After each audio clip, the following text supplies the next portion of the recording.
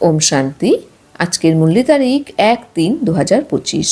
পরমপিতা পরমাত্মা শিব বাবা এই পুরুষোত্তম সঙ্গম যুগে অবিনাশী জ্ঞান রত্নের দান করেন। বাবা বলেন, বাচ্চারা, তোমরা এই জ্ঞান রত্নের দ্বারাই রাজত্ব প্রাপ্ত করো। বাচ্চারা, তোমরা এখন জেনে গেছো যে বাবা সকলের কল্যাণ করতে এসেছেন। আমাদেরকেও সেবাধারী হতে হবে। এই রকম প্রীতবুদ্ধিরাই বিজয়ন্তী হয়। বাবার সাথে ভালোবাসা হলে, স্মরণ করলে তবে তো বিকর্ম বিনাশ হবে আর অন্যদেরকেও কল্যাণের রাস্তা বলতে পারবে। বাবা তাই বলেছেন, মিষ্টি বাচ্চারা, প্রীত আর বিপরীত এগুলি হলো প্রবৃত্তি মার্গের শব্দ। এখন তোমাদের প্রীতি এক বাবার সাথে হয়ে আছে। বাচ্চারা, তোমরা নিরন্তর বাবার স্মরণে থাকো। বাবা আমাদের বলছেন যে প্রীত আর বিপরীত এগুলি কিন্তু প্রবৃত্তি মার্গের শব্দ, কিন্তু এখন কিন্তু বাচ্চারা তোমাদের কিন্তু প্রীতি এক বাবার সাথেই আছে এবং তোমরা কিন্তু নিরন্তর বাবার স্মরণে বিরাজমান থাকো। প্রশ্ন: স্মরণের যাত্রাকে দ্বিতীয় আর কি নাম দেওয়া যেতে পারে? উত্তর: স্মরণের যাত্রা হলো প্রীতির যাত্রা। যারা বিপরীত বুদ্ধির হয় তাদের থেকে নাম রূপে ফেসে যাওয়ার দুর্গন্ধ আসতে থাকে। তাদের বুদ্ধি তমপ্রধান হয়ে যায়। যাদের বুদ্ধি এক বাবার সাথে জুড়ে থাকে তারা অন্যদেরকেও জ্ঞান দান করতে থাকে। কোনো দেহধারীর সাথে তাদের প্রীত থাকতে পারে না। বাবা আমাদের বলছেন যে স্মরণের যাত্রার আরেকটি নাম হলো প্রীতির যাত্রা। আমরা যখন বাবাকে স্মরণ করি, নিজের আত্মিক স্থিতি হয়, তখন তো বাবার সাথে আমরা সেই ভালোবাসা আছে বলে কিন্তু বাবার সাথে আমরা কানেক্টেড হতে পারি। তো যারা বিপরীত বুদ্ধির হয়, যারা হয়তো বাবার সাথে সেভাবে যোগযুক্ত অবস্থায় থাকতে পারে না, অর্থাৎ সেরকম প্রীত থাকে না, তাদের থেকে কিন্তু সেই নাম রূপে কিন্তু ফিরে যাওয়ার দুর্গন্ধ আসতে থাকে, অর্থাৎ তাদের বুদ্ধি কিন্তু তমপ্রধান হয়ে যায়।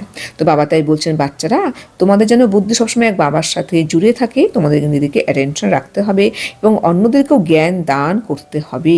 তোমরা কোনো সময় কোনো দেহধারীর সাথে কিন্তু তোমরা প্রীতি রেখো না। এক বাবার সাথে তোমরা কিন্তু সবসময় প্রীতি রাখো, তার ফলে কিন্তু উন্নতি তোমাদেরই হবে।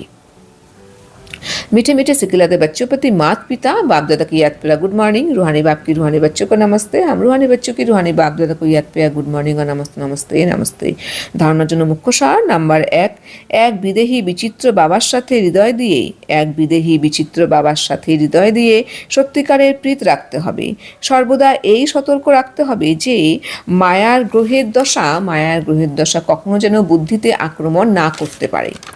বাবা আমাদের বলছেন যে আমাদের এক বিদেহী বাবা, অর্থাৎ বিদেহী বিচিত্র, অর্থাৎ আমাদের শিব বাবা, যার কোনো দেহ নেই, যিনি হলো বিচার কোনো চিত্র নেই, সে হলো আমাদের বিন্দুরূপ, যাকে আমরা কিন্তু ভক্তিবারকে কিন্তু আমরা বলে থাকি জ্যোতির্লিঙ্গম।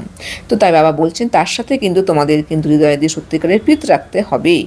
কারণ তিনিই কিন্তু এসে আমাদের সকল দুঃখ কষ্ট থেকে তিনি কিন্তু মুক্তি দেন বলেই তাকে কিন্তু বলা হয় দুঃখকর্তা সুখকর্তা। বাবা তাই বলছেন, বাচ্চারা, তোমাদের কিন্তু এই বিষয়ে সর্বদা সতর্ক থাকতে হবে যে মায়ার গ্রহের দশা যেন কখনো আমাদের বুদ্ধিকে আক্রমণ করতে না পারে। এদিকে কিন্তু আমাদের অবশ্যই অ্যাটেনশন রাখতে হবে। নাম্বার 2, কখনো বাবার প্রতি অপ্রসন্ন হবে না। সেবাধারী হয়ে নিজের ভবিষ্যৎকে উঁচু বানাতে হবে। কারোর দেওয়া কোনো জিনিস নিজের কাছে রাখবে না। বাবা আমাদের বলছেন যে বাচ্চারা, তোমরা কিন্তু কখনো বাবার প্রতি কিন্তু অপ্রসন্ন হবে না। আমাদের সেই বাবা এসেছেন যাকে এখনো সবাই খুঁজেই চলেছে। সেই ভগবান কিন্তু এসে আমাদেরকে তিনি নিজের পরিচয় সম্বন্ধে অবগত করিয়ে আমাদেরকে বলেছেন যে আমরা ওনারই সন্তান। তো এত যে আমাদের সুপ্রাপ্য তিনি করিয়েছেন, সুতরাং আমরা কেন সেই বাবার প্রতি অপ্রসন্ন হব? আমাদের কিন্তু সেবাধারী হয়ে কিন্তু নিজের ভবিষ্যৎকে আমাদের উঁচু বানাতে হবে। কোনো সময় কারোর দেওয়া জিনিসকে আমাদের নিজের কাছে রাখা যাবে না, অর্থাৎ বুদ্ধির দ্বারা আমি যেন সবসময় তার থেকে যেন আসক্তিহীন হয়েই থাকতে পারি, তার ফলে নিজেকে দুঃখ কষ্ট থেকে অবশ্যই মুক্ত রাখতে পারবো। এই জন্য কিন্তু বাবা আমাদের এই গাইডলাইন দিচ্ছেন। বরদান: শুদ্ধতার বিধির দ্বারা কেল্লাকে মজবুতকারী, সদা বিজয়ী এবং নির্বিঘ্ন ভব। বাবা আমাদের বলছেন, বাচ্চারা, তোমাদের মধ্যে যতটা শুদ্ধতা থাকবে তোমরা কিন্তু সেই বিধির দ্বারাই কিন্তু কেল্লাকে মজবুত করে কিন্তু সর্বদা বিজয়ী এবং নির্বিঘ্ন থাকতে পারবে। স্পষ্টীকরণ: এই কেল্লায় যাতে প্রতিটি আত্মা সদা বিজয়ী আর নির্বিঘ্ন হয়ে যায়, তাই জন্য বিশেষ টাইমে চারিদিকে একসাথে যোগের প্রোগ্রাম রাখো। তারপর কেউ আর এই কানেকশনকে কাটতে পারবে না, কেননা যত সেবার বৃদ্ধি করতে যাবে ততই মায়াও নিজের বানানোর চেষ্টা করবে। সেই জন্য যেরকম কোনো কাজ শুরু করার পূর্বে শুদ্ধতার বিধি প্রয়োগ করো, সেরকম সংগঠিত রূপে তোমাদের শ্রেষ্ঠ আত্মাদের একটাই শুদ্ধ সংকল্প হবে বিজয়ী।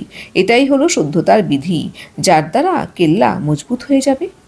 বাবা আমাদের বলছেন যে বাচ্চারা তোমাদের কিন্তু যাতে তোমাদের এই কেল্লায় যাতে প্রতিটি আত্মা সর্বদা বিজয়ী ও নির্বিঘ্ন হয়ে যায়, এই কারণে কিন্তু তোমাদের কি করতে হবে, তোমাদের কিন্তু বিশেষ সময়ে কিন্তু চারিদিকে যাতে একসাথে যোগে তোমাদের প্রোগ্রাম রাখতে, যাতে একসাথে আমরা সবাই যোগযুক্ত অবস্থায় আমরা কিন্তু থাকতে পারি। তখনই দেখা যাবে যে এই কানেকশনকে কিন্তু আর কেউ কাটতে পারছে না। বাবা তাই এক্সাম্পল দিয়ে আমাদের বুঝিয়ে বলছেন যে কেননা যত যত সেবার বৃদ্ধি করতে যাবে ততই কিন্তু মায়াও কিন্তু আমাদের নিজের বানানোর চেষ্টা করবে, অর্থাৎ মায়াও কিন্তু এসে আমাদের কিন্তু নানা রকম বাধা কিন্তু সৃষ্টি করবে। তো বাবা তাই বলছেন যে যেরকম কোনো কাজ শুরু করবার পূর্বে তোমরা কিন্তু শুদ্ধতার বিধি প্রয়োগ করো, সেরকমভাবে বাচ্চা তোমরা যখন সংগঠিত রূপে তোমাদের শ্রেষ্ঠ আত্মাদের কিন্তু একটাই শুদ্ধ সংকল্প হবে যে বিজয়ী। এটাই হলো শুদ্ধতার বিধি, যে সবসময় কিন্তু আমাদের পজিটিভই থাকবে যে আমরা বিজয়ী রতন আত্মা, আমরা বিজয়ী হয়ে এসেছি, আমরা বিজয়ী হবই। তো যার ফলে কিন্তু আমাদের কেল্লা অবশ্যই মজবুত হয়ে যাবে। স্লোগান: যুক্তিযুক্ত বা যথার্থ সেবার প্রত্যক্ষ ফল হলো খুশি। বাবা আমাদের বলছেন বাচ্চা তোমরা যত যুক্তিযুক্তভাবে এবং সঠিকভাবে সেবা করবে তার প্রত্যক্ষ ফল কিন্তু তোমরা অবশ্যই খুশি অনুভব করতে পারবে। ওম শান্তি।